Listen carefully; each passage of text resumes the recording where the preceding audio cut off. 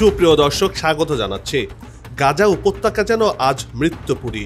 সহায়তা বন্ধ, পানি নেই, বিদ্যুৎ নেই খাবারও। এরপরও ফিলিস্তিনিরা পালায়নি, তারা নিজের মাটি আঁকড়ে ধরেছেন প্রাণ দিয়ে।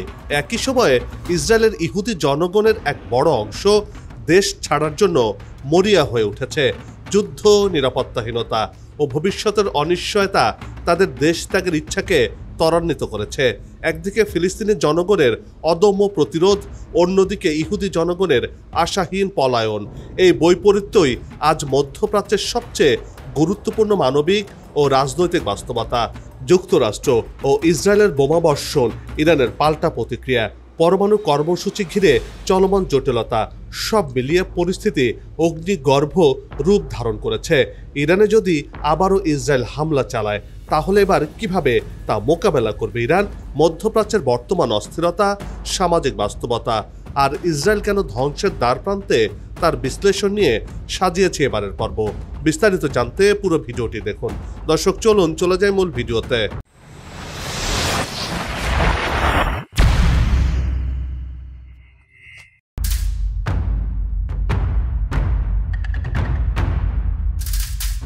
ফিলিস্তিনিদের জন্য তাদের ভূমি শুধু জন্মভূমি নয়, এটি তাদের অস্তিত্ব, ইতিহাস ও পরিচয়ের অবিচ্ছেদ্য অংশ। প্রজন্মের পর প্রজন্ম ধরে তারা যেসব গৃহ, গ্রাম, মসজিদ, ক্ষেত খামারে জীবন কাটিয়েছেন, সেসব জায়গা তাদের আত্মিক সম্পর্কের প্রতীক হয়ে দাঁড়িয়েছে। এমনকি দীর্ঘ সময় ধরে অবরোধ, বোমাবর্ষণ, খাদ্য ও চিকিৎসার সংকটের মধ্যেও তারা সেই মাটির সঙ্গে সম্পর্ক ছিন্ন করেননি। ইসরায়েলি রাষ্ট্র বারবার চেয়েছিল ফিলিস্তিনিরা সীমান্ত পেরিয়ে পালিয়ে যাক, অথচ বাস্তবে দেখা গেছে অধিকাংশই দেশ ছাড়তে অস্বীকৃতি জানিয়েছে।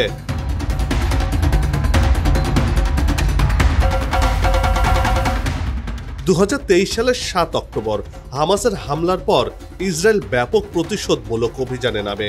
গত কয়েক মাসে গাজায় হাজার হাজার মানুষ নিধন হয়েছেন, যাদের মধ্যে অধিকাংশই নারী ও শিশু।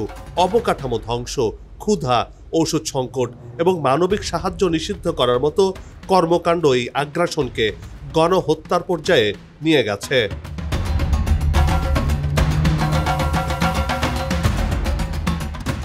অথচ একবারের জন্য তারা নিজেদের জন্মভূমি ছেড়ে কোথাও যাননি।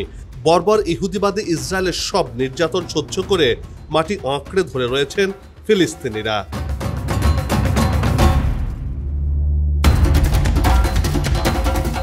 ফিলিস্তিনিরা জানেন, একবার ভূমি ছাড়লে আর ফেরার সুযোগ থাকবে না।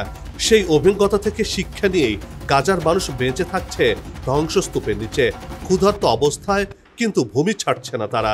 আল জাজিরা ও মিডল ইস্ট আয়ের প্রতিবেদনে দেখা গেছে, গাজায় ধ্বংস হওয়া ঘরে ফিরে যাওয়ার চেষ্টা করছেন বহু পরিবার।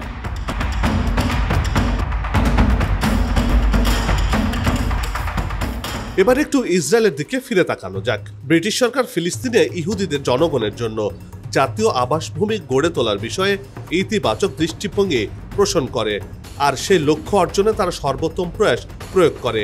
এরই ধারাবাহিকতায় 1947 সালের নভেম্বর মাসে ফিলিস্তিনের ভূখণ্ডে দুটি রাষ্ট্র গঠনের সিদ্ধান্ত নেয় জাতিসংঘ, একটি ইহুদিদের জন্য এবং অন্যটি আরবদের জন্য।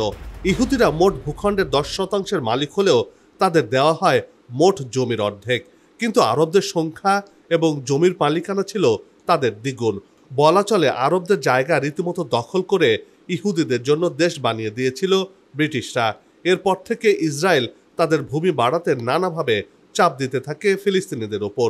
বর্তমানে মানুষ নিধন করে ফিলিস্তিনিদের জমি দখল করে নিচ্ছে দখলদার যুদ্ধবাজ ইসরায়েল।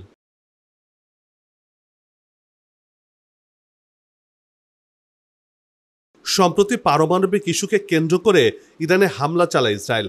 এরপর পাল্টা হামলা চালাতে সময় নেয়নি তেহরান। মুহূর্তে গর্জে ওঠে খামেনি বাহিনী। একের পর এক মিসাইল, ইসরায়েলের সর্বাধুনিক আকাশ নিরাপত্তা ব্যবস্থা ভেদ করে আশ্রে পড়ে ইসরায়েলের মাটিতে। এতেই চূর্ণ বিচূর্ণ হয়ে যায় ইসরায়েলের অহংকার। মাটিতে মিশে যেতে থাকে আকাশ ছোঁয়া জৌলসপূর্ণ সব অট্টালিকা। গাজা শহরকে যেভাবে ইসরায়েল ধ্বংসস্তূপে পরিণত করেছিল, ঠিক সেভাবেই ইসরায়েলের শহর বন্দরগুলো মাটির সাথে মিশে যায় ইরানের মিসাইলের আঘাতে। ভয়ে পালাতে থাকে ইসরায়েলিরা।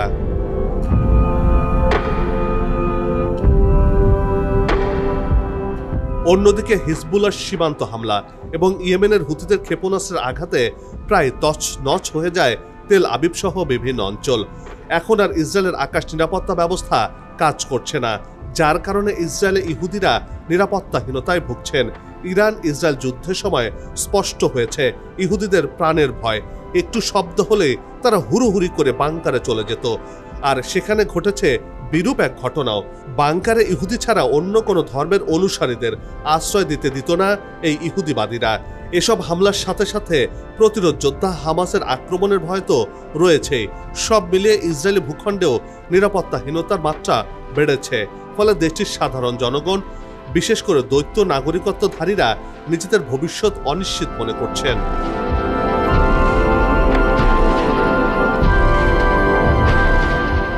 দু 2025 সালের জুন মাসে ইসরায়েলি সরকার একটি নীতিমালা পাশ করেছে, যার আওতায় ইসরায়েলি নাগরিকদের দেশ ত্যাগ করতে হলে সরকারি কমিটির অনুমতি নিতে হবে।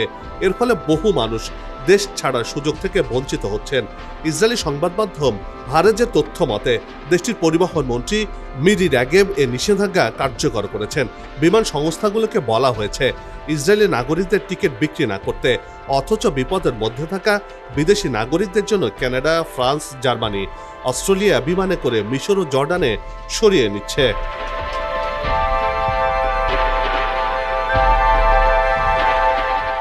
এ অবস্থায় ইসরায়েলিদের মধ্যে রেস্কিউ ফ্লাইট ও এসকেপ ফ্লোটিলা নামে দুটি বিশেষ উদ্যোগ নেওয়া হয়েছে। ধনীরা নৌকায় করে সাইপ্রাসে পালানোর চেষ্টা করছেন। যুক্তরাষ্ট্র ও ইউরোপের হাজার হাজার দ্বৈত নাগরিক বিমানবন্দরগুলোতে জড়ো হয়ে দেশ ছাড়তে মরিয়া হয়ে উঠেছেন। এর একটি বড় কারণ হলো ইসরায়েলি সমাজের গভীর বিভাজন ও হতাশা, যুদ্ধের চরম মাত্রা, রাজনৈতিক নেতৃত্বে আস্থা হারানো, ধর্মীয় উগ্রবাদের উত্থান আর ভবিষ্যতের অর্থনৈতিক সংকট। এসব কিছু মিলেই দেশ ত্যাগের চিন্তা জোরদার করছে ইসরায়েলিদের মধ্যে। এসব কারণে জীবন হাতে নিয়ে ইসরায়েল ছেড়ে পালিয়ে যাচ্ছেন ইহুদিরা।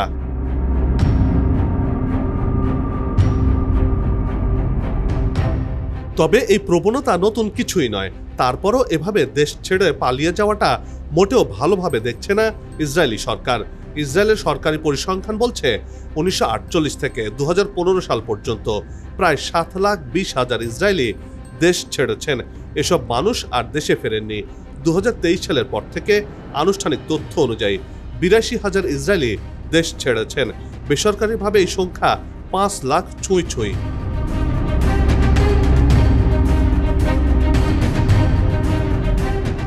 দ্বিতীয় বিশ্বযুদ্ধ থেকে ইহুদিদের রক্ষায় গুরুত্বপূর্ণ ভূমিকা রেখে আসছে ইউরোপের দেশ সাইপ্রাস। বিশ্বযুদ্ধের সময় ইহুদিদের বৃহত্তম আশ্রয় শিবির হয়ে উঠেছিল এই দ্বীপ দেশটি। সর্বশেষ ইরান ইসরায়েল যুদ্ধের সময়ও হাজার হাজার ইহুদি সাইপ্রাসে আশ্রয় নিয়েছিল। শোনা যায় ইসরায়েলের প্রধানমন্ত্রী বেনিয়ামিন নেতানিয়াহু নিজেও সাইপ্রাসে পালিয়েছিলেন। সে হিসেবে সাইপ্রাসের সঙ্গে ইসরায়েলের সম্পর্ক বেশ উষ্ণ। কিন্তু সাম্প্রতিক সময়ে রিয়েল এস্টেটে ইসরায়েলিদের ক্রমবর্ধমান বিনিয়োগ সাইপ্রাসের সাধারণ নাগরিক ও রাজনৈতিক মহলে উদ্বেগ তৈরি করেছে।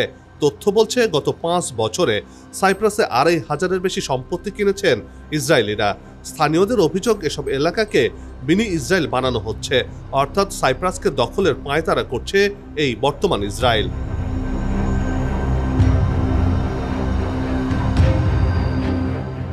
জনসংখ্যাগত দিক থেকে ইসরায়েল একটি জাতিগত সংকটের মুখে পড়েছে। 2010 সাল থেকে ভূমধ্যসাগর থেকে জর্ডান নদী পর্যন্ত এলাকায় ফিলিস্তিনিরাই সংখ্যাগরিষ্ঠ। ইসরায়েলের ডেমোগ্রাফার সার্জিও ডেলা পেরগোলা একে ইহুদি রাষ্ট্রের অস্তিত্বের জন্য হুমকি বলে মনে করছেন। যেহেতু দেশটির মূল ভিত্তি ইহুদি সংখ্যাগরিষ্ঠতা বজায় রাখা, তাই ফিলিস্তিনিদের সংখ্যা বৃদ্ধি এবং ইহুদি নাগরিকদের দেশত্যাগ ইসরায়েলের জন্য এক ভয়াবহ সংকেত।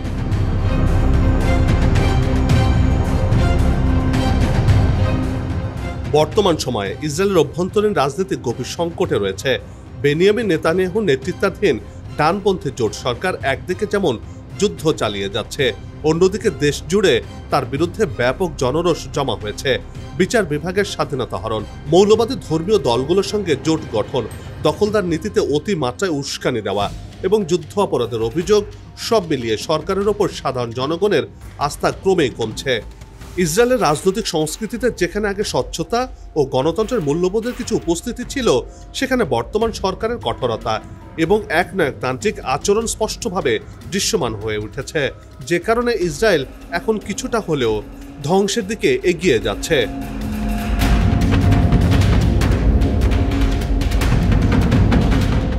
অন্যদিকে বিরোধী দলগুলো নেতানিয়াহুর নেতৃত্বকে প্রশ্নবিদ্ধ করলেও একক কোনো বিকল্প নেতৃত্ব গড়ে তুলতে ব্যর্থ হয়েছে। এমন পরিস্থিতিতে ইসরায়েলি জনগণ একদিকে যেমন রাজনৈতিকভাবে বিভক্ত, তেমনি অস্তিত্বগত সংকটেও তৈরি হচ্ছে বলে মনে করছেন তারা। যুদ্ধের ব্যাপ্তি দীর্ঘ হওয়া, রাজনৈতিক চাপ এবং ভবিষ্যতের নিরাপত্তা নিয়ে দুশ্চিন্তা তাদের মধ্যে দেশত্যাগের ইচ্ছাকে আরও বেগবান করছে। যুদ্ধ কবলিত একটি দেশের অভ্যন্তরে যখন অস্থিরতা তৈরি হয়, তখন তার জনগণ নিরাপত্তা ও ভবিষ্যতের আশ্বাস খুঁজে সীমান্তের বাইরে, আর সেটি এখন ইসরায়েলিদের মধ্যে প্রচণ্ডভাবে লক্ষ্য করা যাচ্ছে।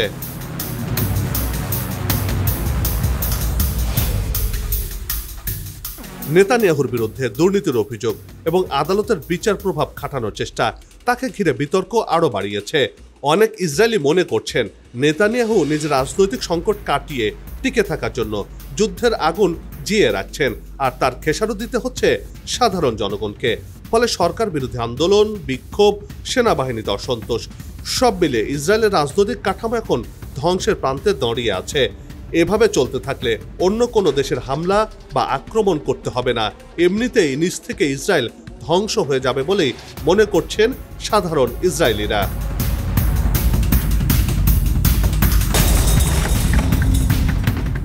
যুদ্ধের সময় ইসরায়েল ও যুক্তরাষ্ট্রের যৌথ হামলায় ইরানের বহু সামরিক কমান্ডার, পারমাণবিক বিজ্ঞানী ও ক্ষেপণাস্ত্র অবকাঠামো ক্ষতিগ্রস্ত হয়।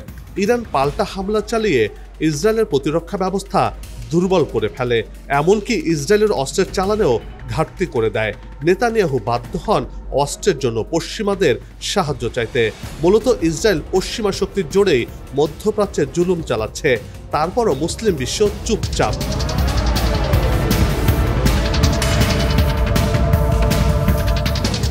ইরানের যে সামরিক ক্ষতি হয়েছে তা পুষিয়ে নেওয়ার পরিকল্পনা গ্রহণও করেছে দেশটি। বর্তমানে ইরান নিজেদের সামরিক শক্তি নতুন করে গড়ে তোলায় মনোযোগ দিচ্ছে, বিশেষ করে স্বল্প ও মধ্যম পাল্লার ক্ষেপণাস্ত্র মজুদ বাড়াচ্ছে। ফাতা ও খাইবার শেখান হাইপারসনিক ক্ষেপণাস্ত্রের মতো নতুন প্রযুক্তিযুক্ত করা মিসাইল তৈরিতে মনোনিবেশ করছে ইরান।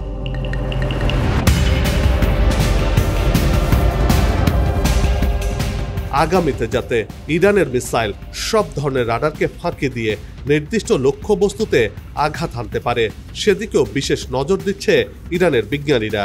সেই সাথে ইরানের আকাশ প্রতিরক্ষা ব্যবস্থা যে দুর্বল সেটিকে আবারও চোখে আঙ্গুল দিয়ে দেখিয়ে দিয়েছে। তাই বিমান প্রতিরক্ষা ব্যবস্থাকে উন্নত করার উদ্যোগও নিচ্ছে ইরান।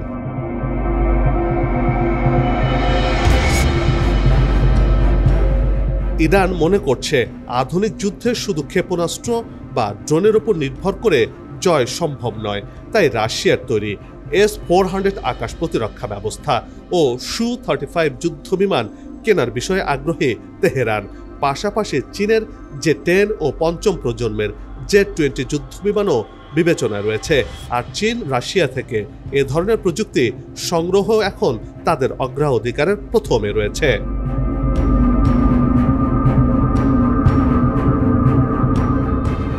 মধ্যপ্রাচ্যে নতুন যুদ্ধের ঘন ঘটা আর আগ্রাসনের পাল্টা জবাবের মধ্যে ইরান যেন কেবল প্রতিরক্ষার জন্য নয়, বরং আঞ্চলিক নেতৃত্ব প্রতিষ্ঠার জন্য এগিয়ে যাচ্ছে। চীন ও রাশিয়ার কৌশলগত সমর্থন তেহরানকে দিয়েছে আত্মবিশ্বাস ও প্রযুক্তিগত শক্তি। সম্প্রতি ইরান ইসরায়েল যুদ্ধের মাধ্যমে ইরান প্রমাণ করেছে তারা পরাশক্তি দেশ হিসেবে আত্মপ্রকাশ করেছে, যা ইসরায়েল ও যুক্তরাষ্ট্রের একক আধিপত্যের দিন ফুরিয়ে আসার বার্তাই দেয়। ইরানের সাথে এবার লাগতে আসলে ইসরায়েলের হায়াত কমে যাবে বলে মনে করছেন বিশ্লেষকরা। আর ইরানের ভয়ে দলে দলে ইসরায়েল ছাড়ছে ইহুদিরা। কিন্তু প্রশ্ন হচ্ছে, কি করছেন মার্কিন প্রেসিডেন্ট ডোনাল্ড ট্রাম্প বা নেতানিয়াহু? কি খুব শিগগিরই নতুন যুদ্ধ শুরু করতে যাচ্ছে? সে প্রশ্ন কিন্তু থেকেই যাচ্ছে।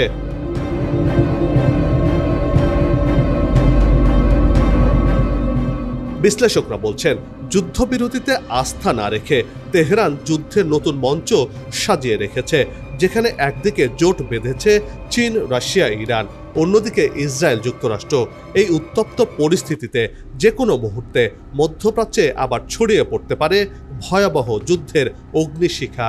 সুতরাং এখন প্রশ্ন হচ্ছে, এই উত্তপ্ত মঞ্চে কে প্রথম গুলি চালাবে, নাকি শেষ মুহূর্তে কূটনীতি ফিরিয়ে আনবে সাময়িক স্থিতি?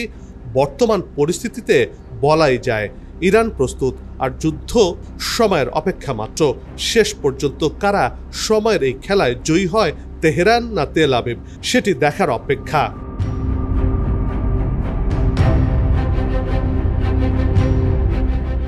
বন্ধ হোক যুদ্ধ, বিগ্রহ, হানাহানি, শান্তিময় হোক বিশ্ব, এমন প্রত্যাশা রেখে পর্ব থেকে বিদায় নিচ্ছে। তবে যাবার আগে সে একই অনুরোধ, যেখানে সেখানে ময়লা আবর্জনা ফেলবেন না, পরিবেশের ক্ষতি করবেন না, অযথা হর্ন বাজাবেন না, আপনার দেশের সৌন্দর্য রক্ষায় পোস্টার লাগানো থেকে বিরত থাকুন। যদি চ্যানেলটিতে নতুন হয়ে থাকেন, ভিডিওটি ভালো লাগে, তাহলে চ্যানেলটি সাবস্ক্রাইব করে ভালোবাসায় আবদ্ধ করবেন। ভালো লাগা না লাগার বিষয়টি কমেন্টে লিখে জানাবেন। কি ধরনের ভিডিও দেখতে চান তাও জানানোর অনুরোধ রইল। আবারও হাজির হব নতুন কোনো খবরের বিশ্লেষণ নিয়ে। নিজে ভালো থাকুন, দেশকে ভালো রাখুন, আমাদের সাথেই থাকুন। ধন্যবাদ।